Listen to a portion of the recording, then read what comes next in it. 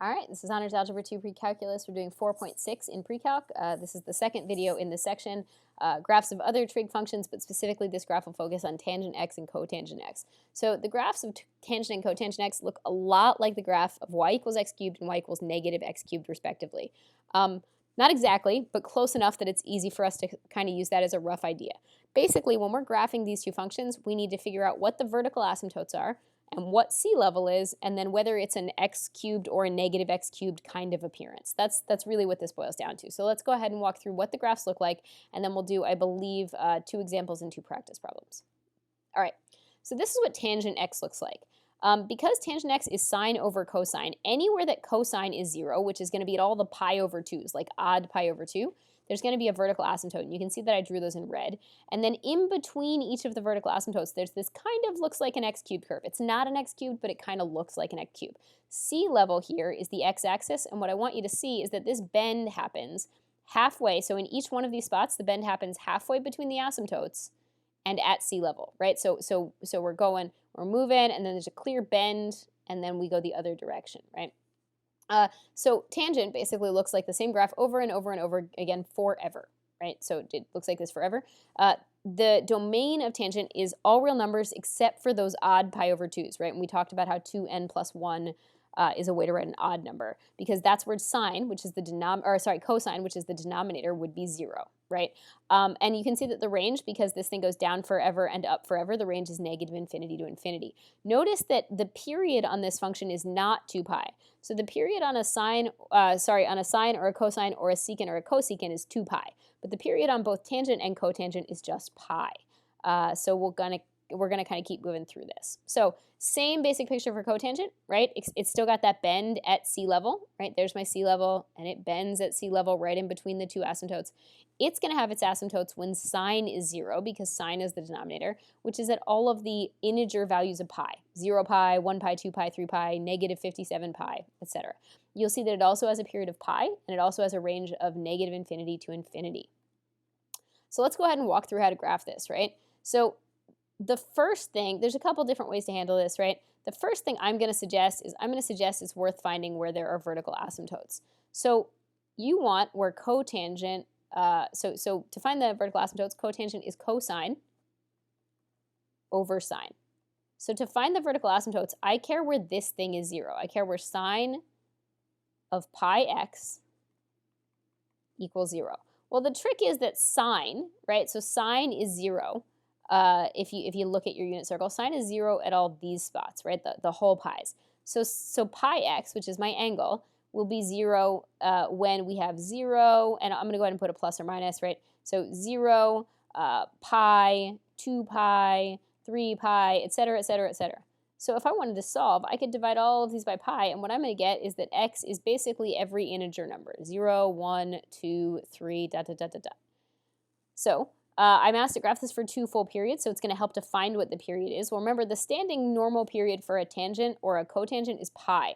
So instead of being 2 pi over b, the period's going to be pi, right? So this is the normal period of a tangent, right? Divided by b, which in this case happens to also be pi, so the period is just 1. So when I go ahead and put the vertical asymptotes on here, right? So there's 0, 1, here's negative 1. That's 2 periods, right? I went 1 full period on either side. Now, I know that there are supposed to be vertical asymptotes at the whole number, or rather at the integer values. So there should be a vertical asymptote at negative 1.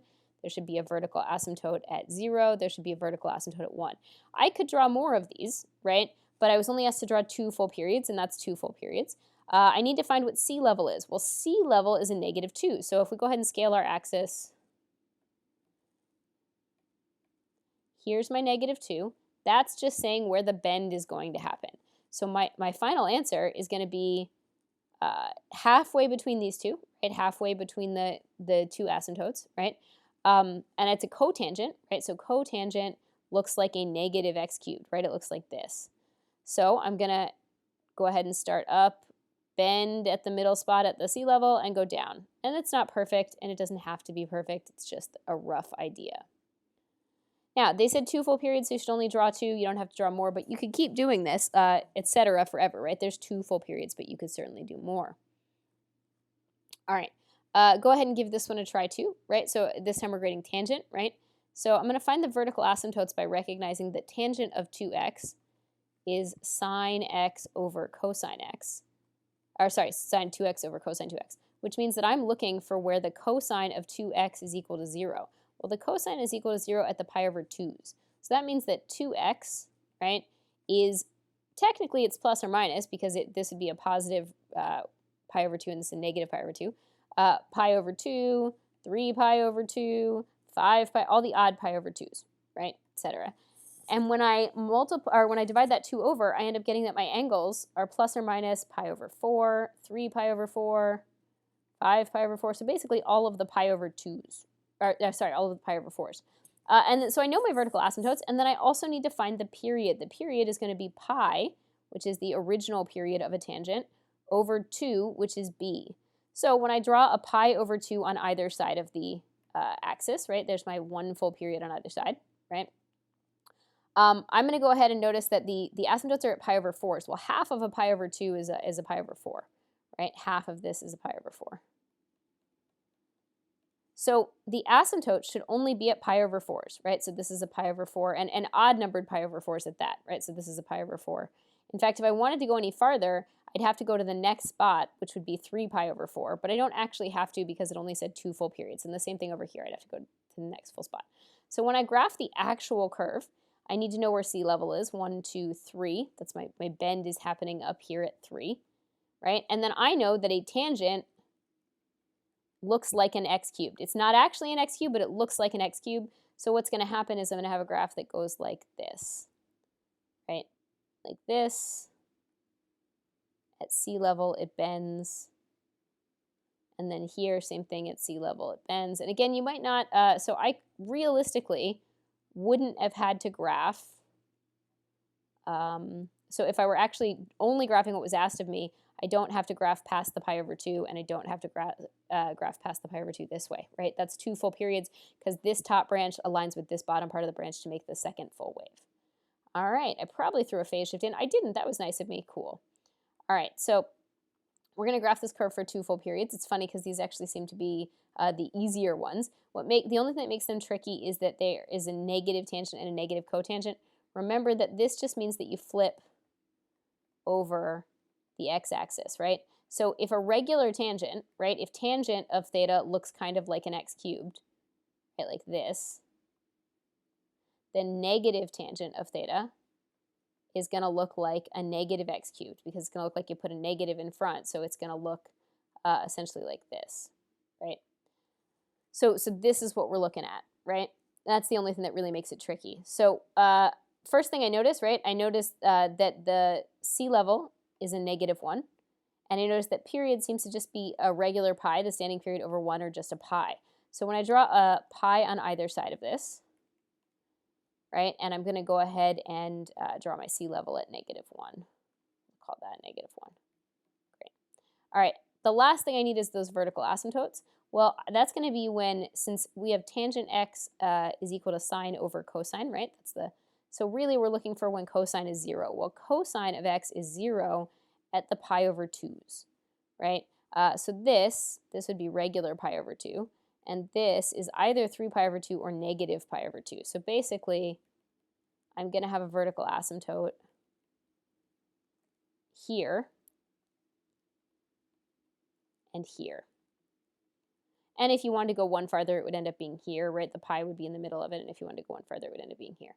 When I draw my actual graph, I see that it's a negative tangent, so it's going to look like a negative x cubed, and the bend is going to happen at -1, right? So I go halfway between the two asymptotes, and the bend is going to happen at -1. So technically, I'm not supposed to graph past pi. You certainly could. It would look like this here.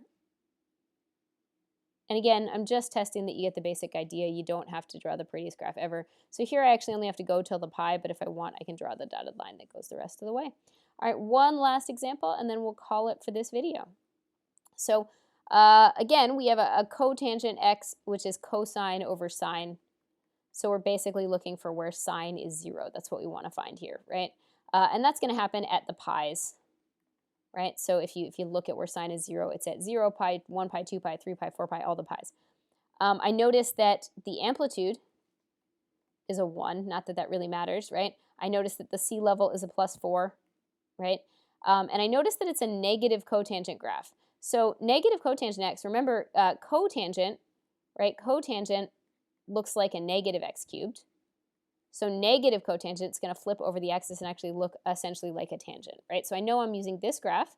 I know I'm bending at, I didn't mean plus or minus 4, I just meant +4. I know I'm bending at a +4, right? And now I just need to find, and I know my asymptotes are all the pi's, right? So we're going to go ahead and graph. So 1, 2, 3, 4, that's my sea level, right? I know that the period is just pi over 1, which is just pi, right? So here's pi, here's negative pi. And then my vertical asymptotes are at all the pi's. So that includes 0 pi and 1 pi and negative pi, right?